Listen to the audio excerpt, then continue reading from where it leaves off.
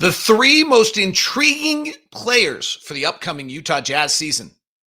2 guards and a forward. Next on Locked On Jazz.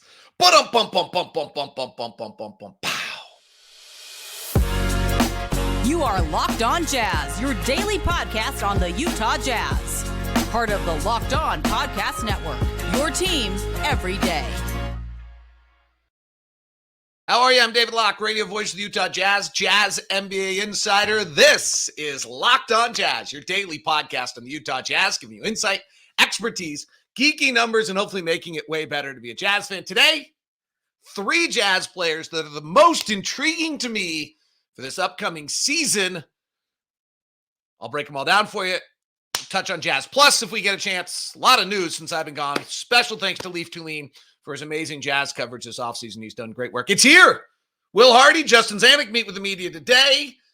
Media Day Monday. We're here. This is Locked On Jazz, by the way. It's your daily podcast on the Jazz, so we're free and available on all podcasting apps as well as on YouTube. And I am David Locke, the radio voice of the Utah Jazz. YouTube question of the day. Who is the most intriguing player for you? YouTube question of the day, and also on Twitter. Who is the most intriguing Jazz player for you this upcoming season, and why? I would like you. I'm curious to know, more than just blankety blank is my most favorite player. I'd be curious to know who it is and why. So throw that out there on the comments, and then you guys can discuss it. So I'm going to hit 3 players today. If you're watching on video, I've played Wheel of Fortune with you. If you're on audio, I'm not. I'm going to take 2 guards and a forward, and we'll have those for you in a second. Here's what I've got coming up for you in the upcoming week. So we played preseason game in Hawaii coming up on Saturday. We have a game Monday in Seattle, so we're underway. Training camp starts. Teams going to Hawaii. So I'll be giving you a bunch of coverage. I have done all of my preseason prep. So throughout the week, we're going to talk each day. Kind of next week, we're going to have which teams have 240 minutes, which teams have the roster breakdown, which teams have some plus minus things. We'll start previewing the season next week, and we'll be talking about the Jazz and everything that's coming with it as the week goes on and getting you ready for the season. Totally fired up. So let's get to it. The first most intriguing player to me this year is one Collin Sexton. Collin Sexton is the most intriguing player for me. And the number one reason, frankly, is because Collin's healthy. Last year, the number one priority with Collin Sexton was to get him through the season. The way the medical worked on him with the knee surgery that he had the prior year, the question was getting him healthy. And he played 48 games. They got very cautious with him. He and Will Hardy had the kind of back and forth on the bench early in LA in the season when they, really tried to, when they were really, really trying to kind of keep him under wraps and he wanted to play more. Their goal with Collin Sexton last year, number one goal with Collin Sexton last year, was to keep him healthy. That's it. That was the only goal. So now this year, we get to find out what they got in Collin Sexton. They made a commitment to Collin Sexton after they acquired him, when they gave him the contract extension. He's a guy who on a really bad Cleveland Cavaliers team averaged 24 points a game. The dude has a superpower that can put the ball in the basket at a really, really elite level. At the same time, when he was doing this in Cleveland, he had the worst assist to usage rate of any player in the NBA. So this was a one-dimensional, I'm scoring 24 points. My assist to usage rate his rookie year was the worst in the NBA. His second year was in the 4th percentile. And then since then, he's improved it. And so the question now is, what's his role? The reason he's so intriguing to me is he has a superpower, this electrifying first step of awesomeness, and this undeniable juice and energy that he brings to the game. These are his superpowers, as Will Hardy talks about. Collin has an energy and a pizzazz that he brings on a nightly basis that makes sure your team plays hard. It's super valuable. Like the story of him at Alabama when he had two of his teammates a bunch of teammates got ejected, others found out it was 3-on-5, and Collin holds the 3-on-5 together. It's not surprising to me that that's like the story about Collin, because frankly, his energy is worthy of the two guys missing, and then his weakness is he doesn't always involve his teammates offensively. So then what's his role? What's his role on this team? And that's where it's super intriguing to me. Is he a sixth man off the bench where you just say, go score? You scored 24 points a game. Your per 36-minute scoring is one of the elite numbers in the NBA. Your usage rate, your last 2 years in Cleveland was in the 90th percentile. Last year was in the 80th percentile. But your points per scoring opportunity last year skyrocketed. He was in the 87th percentile in scoring last year of efficiency. It's really good. He's really, really good. His short mid-range game's pretty good. His three-point shooting, which he doesn't take a lot of, it takes him a long time to get off. He's a driver. He gets to the line. He's in the 97th percentile of shooting fouls drawn. Like, he's a bona fide elite offensive player, Collin Sexton. But now how do you use it? And what role? Collin made the comments to Tony Jones of The Athletic that he thinks he's a starter. Okay. At what position? Because if you were at one point in your career, the worst in the NBA at assist to usage rate, and you want to play point guard, that's a huge developmental change to who you are as a player. And that's a massive development. And that to me is kind of wild and intriguing. And if you want to play shooting guard and score, then you're 6'2". And this is where it's a little bit of a quandary. Cleveland clearly decided very, very early on that was not a point guard, because they drafted Darius Garland in the next draft. They got 82 games of him, 31 minutes a night as a rookie, as a 19-year-old kid, and Cleveland said, we're out. I don't know what I think of that decision, but that's what Cleveland did. It's hard to deny. They literally drafted a point guard in the next draft. And then they let Garland and Sexton kind of play together a little bit, and then they said, all right, we'll change that and do it with Donovan. And then Collin had the knee injury, played 11 games in the 21-22 season, and last year the Jazz massaged him through an 82-game schedule. And he played the fewest minutes he's played in any season ever in his career. He went from 32, 33, 35 in his first 3 years. 32, 33, and 35 minutes a night in his third year in the NBA. That's a lot. And he was down at 24 last year, and he hated it. So how many minutes is he playing? Can he get the three ball off? Can he learn how to play with teammates? Can he defend the two? The questions on Collin are endless, but they're all underlined by this superpower of being an elite, bona fide NBA scorer. He has a chance at the end of the year to be in this top 100 NBA players. He's not right now. He's not thought of that way. But if he can do a few things, pass the basketball occasionally, continue to score at this level, diversify his offensive shooting game. So in other words, make some threes. I mean, he shot 39% last year on threes. He just takes two a game. Like his rate's not very high. It's a low. His frequency of threes for that position is awfully low, which is fine. It takes him a while to get it off. He's in the 7th percentile of guards shooting threes. So it's just not he's never been a high volume 3-point shooter. So he's just got to make the few that he takes. And then he's just got to be bona fide. But he's in the 85th percentile of shots at the rim. So it's probably more important that he shoots a little bit more efficiently at the rim. But this is a guy who I think has a massive chance to break through and then be a part of the Jazz future. He's 25 years old midway through this season. So he is on the same timeline as Lowry. He's close. He's right with Ochai. He's close with Talen. He's close with Locke. He fits. And if he can find what this role is, what his spot is, that is a major win for the Jazz this season. So Collin Sexton is my first most intriguing player of the season for the Utah Jazz. Who's my second? If you're on the video, you probably can figure it out because the hyphen's a little bit of a giveaway. And we'll talk about him next as we continue here on Locked On Jazz. Today's show is brought to you by my good friends over at Murdoch Hyundai, located at 4646 South State Street, also located in Logan and in Linden. I'm driving the Santa Fe right now. We own 2 of them already. It's just such a great car. The Hyundai lineup of cars, you just get the most bang for your buck. If you go and do the research, which I did, that's why we ended up buying 2 Santa Fe's. You look at the safety features, you look at the value, the price, all of the things that you can get out of it, the space. To me, the Santa Fe was just a no-brainer. Then you have to decide whether you like it, right? I always say this, like, I can do all the research in the world. I think I've told this story before. There once was a car that I did all the research. It was clearly the best car. I went to the all numbers. I went to the dealership. This was in Seattle. And I literally was like at the last second and I go, I don't like the car. So I ended up actually buying the kind of the nicer version of it because I knew the research was right, but I just didn't like that car. That's you. So you got to decide. There's also the 2023 Ioniq 5, which won the Motor Trend SUV of the year. That's the electric car. The Ioniq 6, I'm in love with. Absolutely in love with. Think it's so gorgeous. Saw one the other day out and about in public. It's just fabulous. All at Murdoch Hyundai. If you're going to go over there, email me first at dlock09@gmail.com.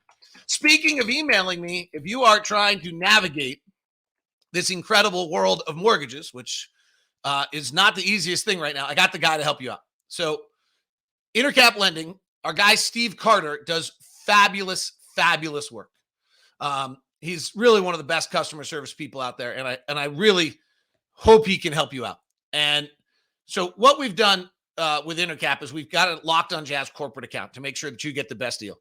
So if you're in the market for a loan right now, Intercap is the spot for you. 40 years in the business, one of the largest independent people, and direct to issuer. They service their own loan, long-term relationships, and Steve Carter is just the best at helping you with the options and what's out there. It's Intercap Lending.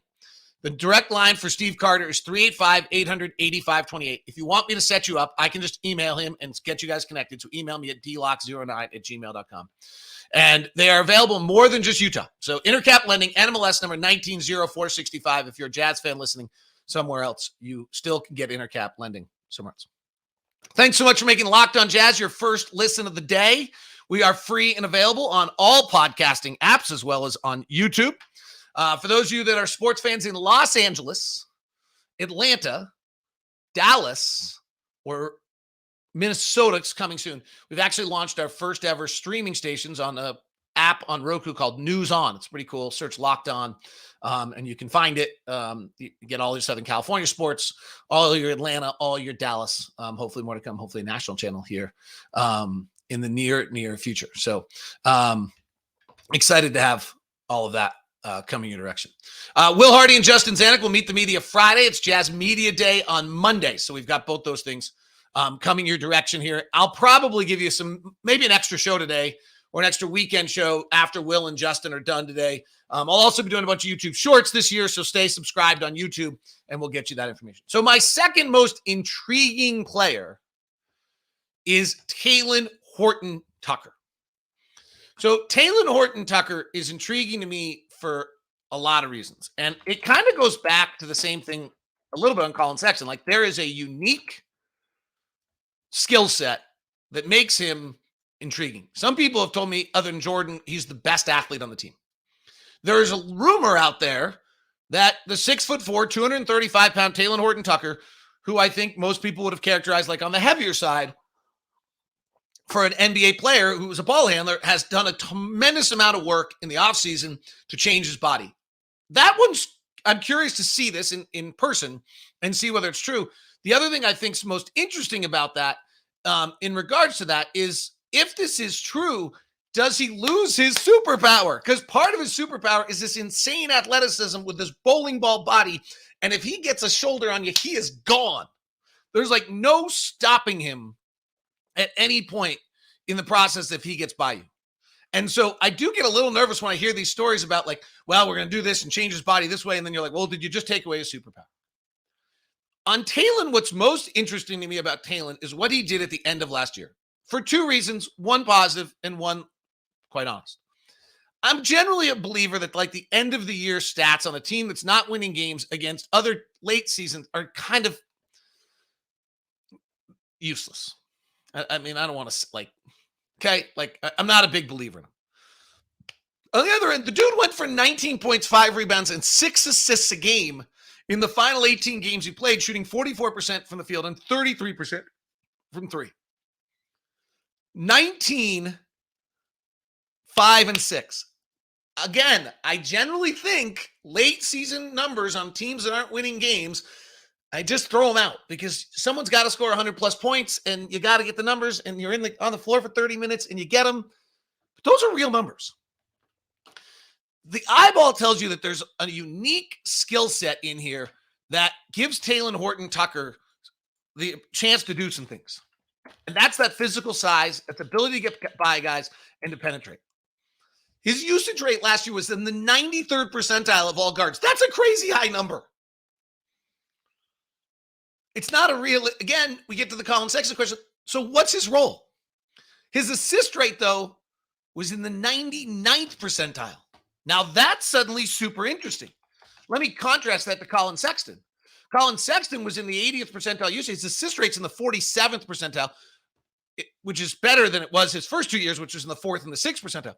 Horton-Tucker was making plays late in the year where, while his usage rate was high, his assist rate was even higher. He was in the 93rd percentile of assist to usage rate. So he was so dominant late in games, he was actually creating everything. Like if he got in the lane and got places, he was driving and he was making things happen. He's in the 75th percentile at getting to the rim for wings. He is in the 12th percentile of effective field goal percentage. So that's the problem. Horton-Tucker's game has every piece to it. Ability to get in the rim, great size, super defensive length, except for making shots. Like that's the issue. He was in the 17th percentile last year of making shots at the rim. 17th percentile for wing players, not as a point guard, but probably at 57%. And he's not a good three-point shooter. He's in the 10th percentile three-point shooting at 29%. It's right where he's been his entire career. So when I say Horton-Tucker is the most intriguing player to me, he probably has the furthest to go, but he has the base skill set that's elite beyond probably most players out there. And he's still 22 and a half years old. Maybe a little older than that now. So he's going to turn 23 during the season. So if let's think for a second, Horton-Tucker does not develop a three-point shot. Okay, that's tough. To be a guard that shoots 28, 29% from three, that's tough. But what happens if Horton-Tucker learns, in a way, let me use a former Jazz player, Gordon Hayward, as an example. Gordon Hayward, early in his career, used to get to the rim and be outstretched with his long strides, and he wouldn't finish at the rim. And then with a bunch of work, and really what changed his career a great deal, is that he went, and about the kind of his, actually one of his last years in Utah is when it really changed. He suddenly went from being a below average rim finisher to in the 84th percentile. If you go look at Gordon Hayward's career, Gordon Hayward shot at the rim after when he kind of really started playing his second and third years, 59, 54, 58, 58, 59%. And then in the 16-17 season, he shortened his strides. He got more in control. His body was physically better. He was now a man at 26 years old, and he finished in the 84th percentile at 67%. So he went from a 58% rim finisher to 60. Right now, Horton-Tucker is a 57% rim finisher. Can Horton-Tucker, with all that power and all that strength, learn how to shorten his strides, be better on balance, at the rim, suddenly going up and finishing with that power and that strength that he has to be able to be an elite rim finisher or a good rim finisher? And if you suddenly start to think, well, what are we talking about here? We're probably talking about an extra basket a game, right? Turning a miss a game into a make a game. And that would considerably change his game. I know it sounds silly, but that actually, if he's taking 9 shots a game right now, he's making 4. If he's suddenly making 5, he's now a 50% shooter. It's a big difference.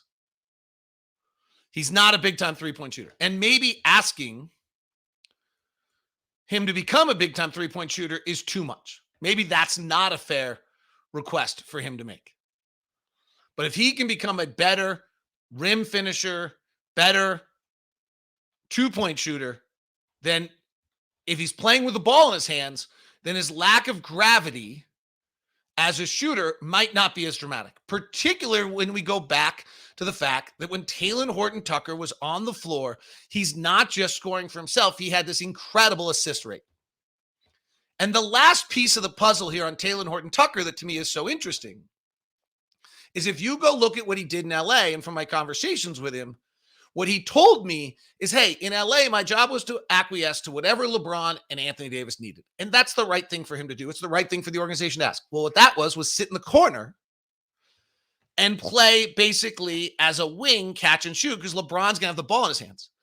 All of a sudden, when the Utah Jazz took Horton-Tucker, he suddenly got the ball. He played the fewest minutes he's actually, I think, played in his career last year, but he played with the ball in his hands.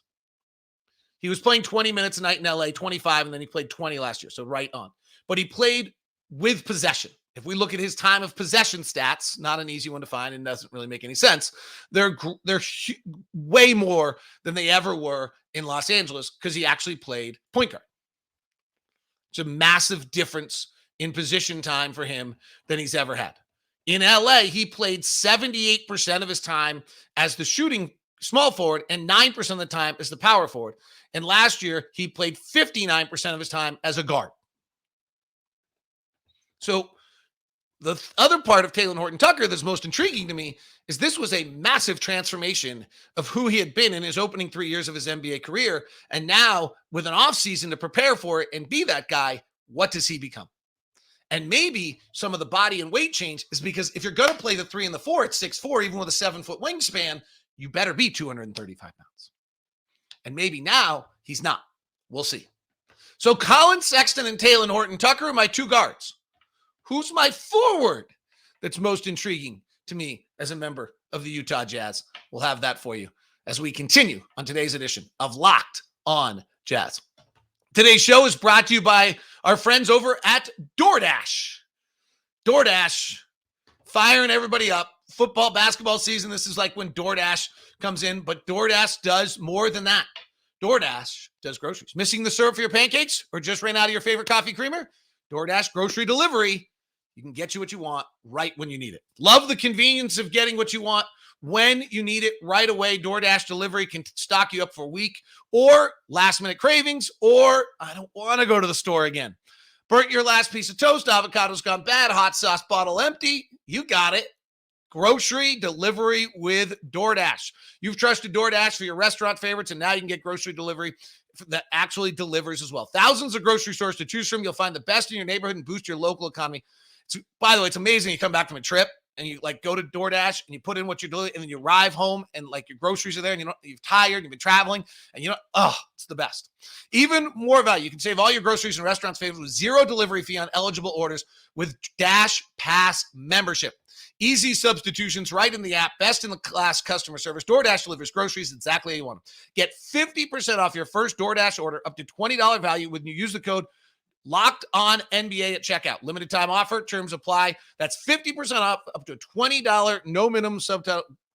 Zero delivery fees on your first order when you download the DoorDash app in the App Store. Enter a code Locked On NBA. Don't forget that's code Locked On NBA. 50% off your first DoorDash offer. Locked On NBA. Thanks so much again to Leaf Tulane, who just did awesome work and covered for us. It's just changed Locked On Jazz really a great deal. We had coverage for you when I took a lot of vacation and visited a lot of places and had too much because I love it here. It was so great to be home yesterday. I just was so excited to be back home. By the way, Jazz Mini plans are on sale now. All-Star Weekend plan, Western Rivals plan, Game of Month plan. A friend of mine, Brian, just got his brand new mini plan, was so fired up when I was talking to him the other day. So do the same. Jump in, be a mini plan. Go to utahjazz.com. Tell him I sent him. Give me a little love. All right. My third most intriguing player is John Collins. Probably the number one person that's been talked about in all of the chat, most intriguing, because we don't know him that well. At 6'10", 26 years old. It's like his birthday, right around now, I think. I always mark down the birthdays and try to remember and then I always forget. But I think it's John Collins' birthday today. Or it was John Collins' birthday is September 23rd. Just happened. Happy birthday, John. So John's really intriguing to me because I don't entirely know what he's going to be. A lot of talk about the shooting and this and that. I mean, obviously, it's new team, new role. And it's new team, new role without a heliocentric point guard like Trae Young. Similar to what Horton-Tucker did in LA, when you have a superstar talent like that, you acquiesce your game to what they're doing. And this is not a criticism. This is how teams should be built and what should happen. Trae Young's really special. Trae Young gets an incredible amount of criticism, and I'm not always sure why, because frankly, he's really incredible offensively. And so if you're John Collins, you had to play to his style.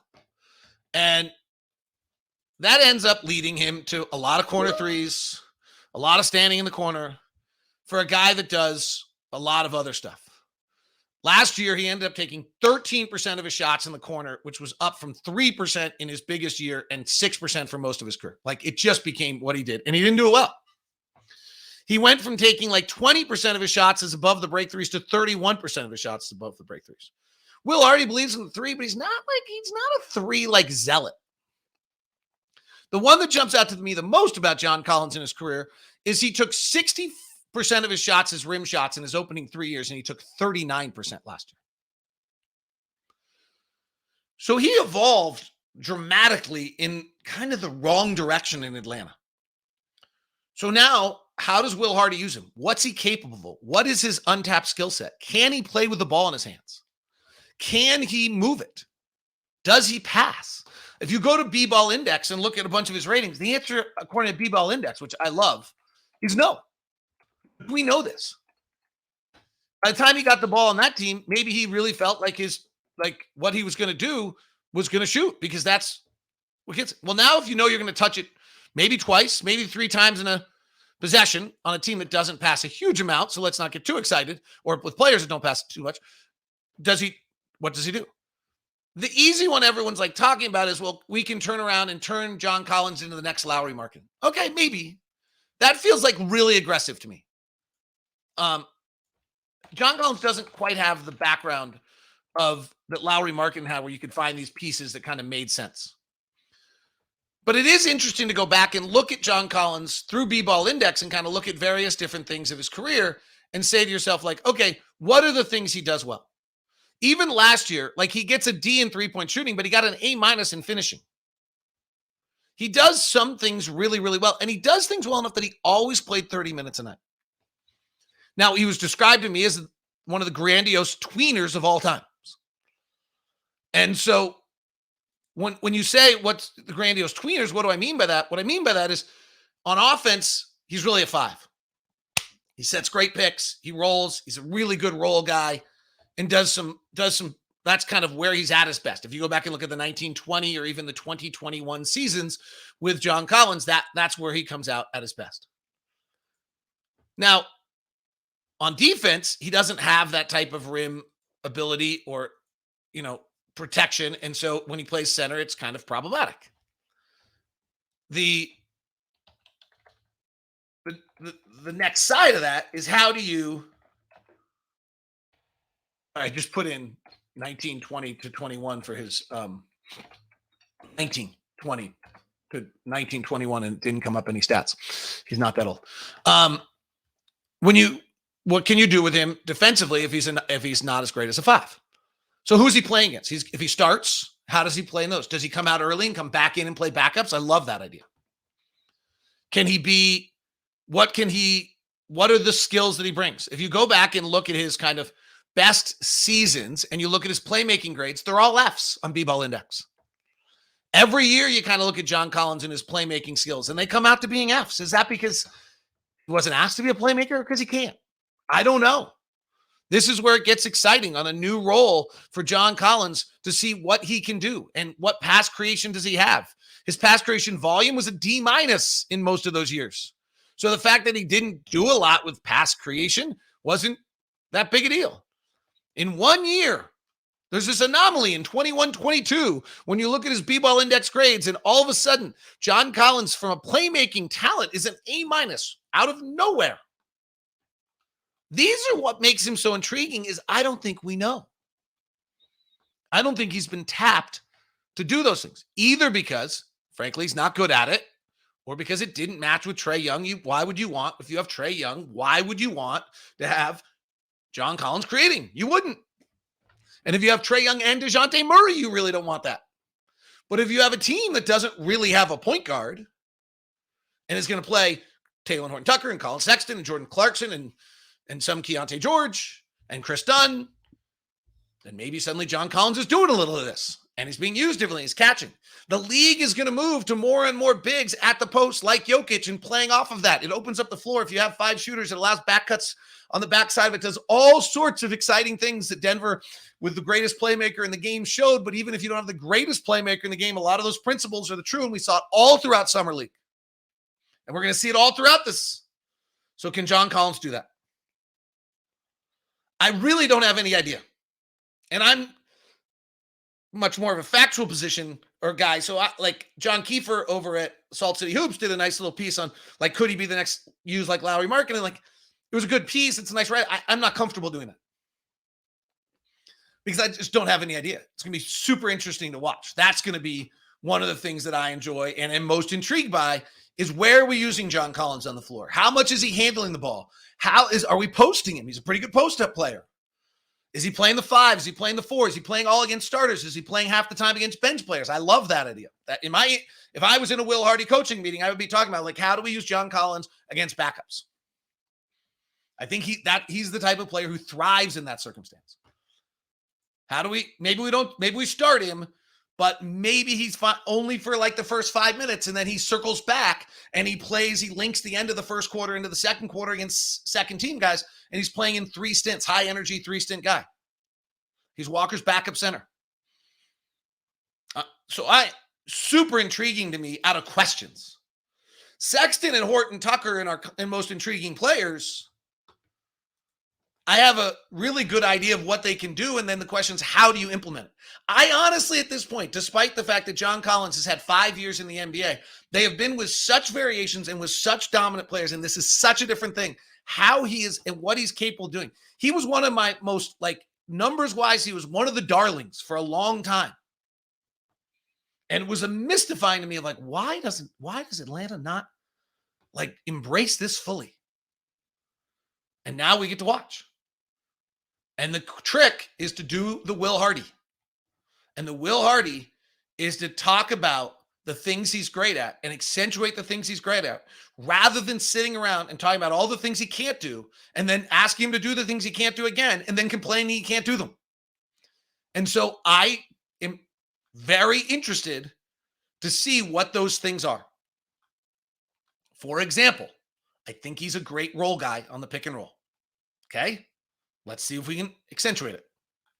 Horton-Tucker, John Collins pick and rolls of the second unit. Maybe. I think he's an elite athlete who can get out and run. How do we accentuate it? Be super interesting. All right, those are my most 3 intriguing players. Thanks for all the comments on YouTube. Will Hardy and Justin Zanuck are meeting with the media today. And then Jase Media Day is Monday. So I'm not entirely sure. I'm going to get out an extra pod about Zanuck and Hardy that either's this weekend or Monday. And then I'm not going to put out a pod until Media Day is starting. Going to start super early because they're heading to Hawaii. So I don't think I'm going to have a chance to get a pod out Monday morning. I'll do something Monday afternoon for you maybe. And then we'll just start rolling. And we got a ton of preview stuff. So thank you very much. Glad to be back. Thanks again to Leaf. It is Locked On Jazz, your daily podcast on the Utah Jazz, giving you insight, expertise, geeky numbers. Thanks so much for making it the first listen. Thanks so much to the everydayers. This is the Locked On Podcast Network.